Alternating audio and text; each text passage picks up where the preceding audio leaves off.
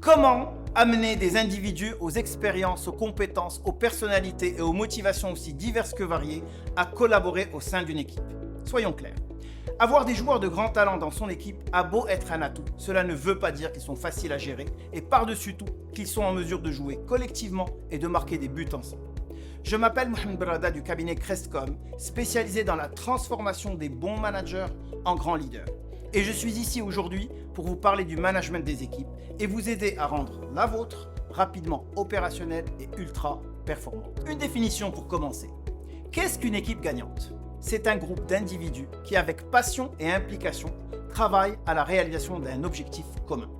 Si vous, en tant que leader, vous amenez votre équipe à s'impliquer, vous aurez accompli une prouesse d'une grande importance qui ne pourra qu'améliorer la performance de l'entreprise. Si on y pense, les clients ont des exigences et des attentes vis-à-vis de votre entreprise. Et si vous y répondez, ils seront satisfaits, deviendront fidèles et seront les meilleurs ambassadeurs de votre marque. Les employés, c'est la même chose. Ils ont un certain nombre d'attentes vis-à-vis de leur travail. Et si vous parvenez à créer une ambiance et des conditions de travail gratifiantes, les employés vous seront fidèles et deviendront les meilleurs ambassadeurs de votre marque. Donc, employés et clients peuvent être mis en parallèle. Un des outils dont nous disposons et dont nous devons avoir conscience, c'est l'incroyable force de l'effet de groupe qu'il peut y avoir dans une équipe. Et si vous parvenez à canaliser cette force et à bien la diriger, vous pourrez accomplir de grandes choses. C'est réalisable si on suit certains principes. Le premier de ces principes, réunissez votre équipe de façon régulière. Le but de ce regroupement est d'expliquer pourquoi ils doivent faire les choses. Ainsi, ils seront plus motivés pour les faire. On travaille beaucoup mieux quand on a une idée claire de l'objectif commun. Un autre moyen d'impliquer vos collaborateurs, c'est de leur poser des questions, de leur demander leurs suggestions et leurs avis. Si vous impliquez les employés, ils s'impliqueront eux-mêmes vis-à-vis de leur entreprise. Les managers qui négligent leurs collaborateurs, ne les tiennent au courant de rien, ne leur expliquent pas ce qu'ils attendent d'eux, finissent par perdre le contrôle. Deuxièmement, c'est à vous en tant que leader de faire part de vos attentes. Faites part de vos attentes de façon claire et précise. Et il est de votre intérêt d'avoir un niveau d'exigence élevé. S'ils sont loin du niveau d'exigence souhaité, vous êtes obligé de leur faire remarquer. Car ce que vous permettez, vous le cautionnez. Le côté agréable, c'est que face à un travail particulièrement bien fait, vous devez aussi montrer de la reconnaissance. Et quel que soit votre style, faites-le avec enthousiasme. Si une équipe est un groupe d'individus qui s'investissent avec passion, cette passion d'où vient-elle?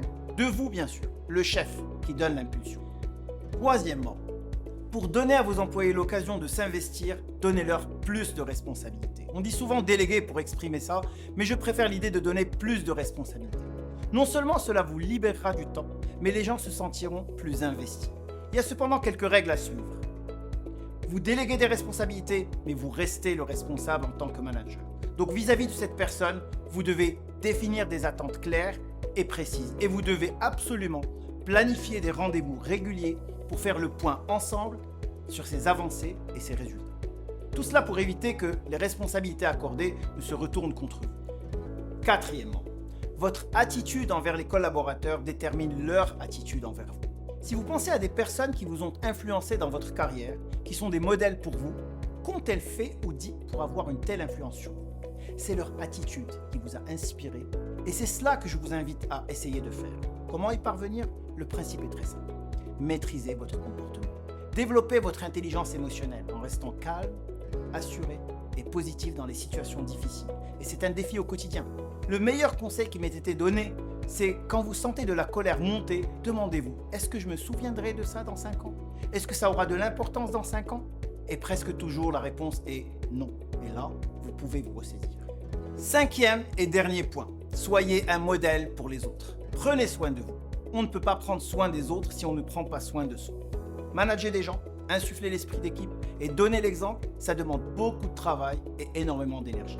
La meilleure façon d'avoir plus d'énergie, c'est de faire de l'exercice. Sauf que le corps ne va pas sans l'esprit.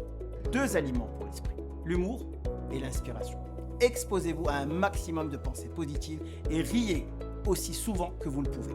Les leaders qui aiment leur travail et excellent dans ce qu'ils font, ces personnes-là, leur enthousiasme est contagieux. Et sur chaque lieu de travail, mesdames et messieurs, il y a une personne comme ça. Et cette personne, ça doit être vous en tant que chef d'équipe. En résumé, pour que votre équipe s'implique avec passion, numéro 1, des réunions régulières pour informer toute l'équipe. On travaille mieux si on a un objectif commun. 2. Faites savoir à votre équipe ce que vous attendez d'elle. Annoncez un haut niveau d'exigence et mettez-y un peu de passion. Numéro 3. Donnez plus de responsabilités à votre équipe. Les gens veulent des responsabilités à assumer et non des tâches à exécuter. Numéro 4. Votre attitude envers les employés déterminera leur attitude envers vous. Alors considérez-les d'abord comme des personnes et non comme des collaborateurs. Et enfin, numéro 5, soyez un modèle pour les autres. Alors montrez le bon exemple, celui du professionnalisme. N'oubliez pas qu'il est impossible de remonter le moral.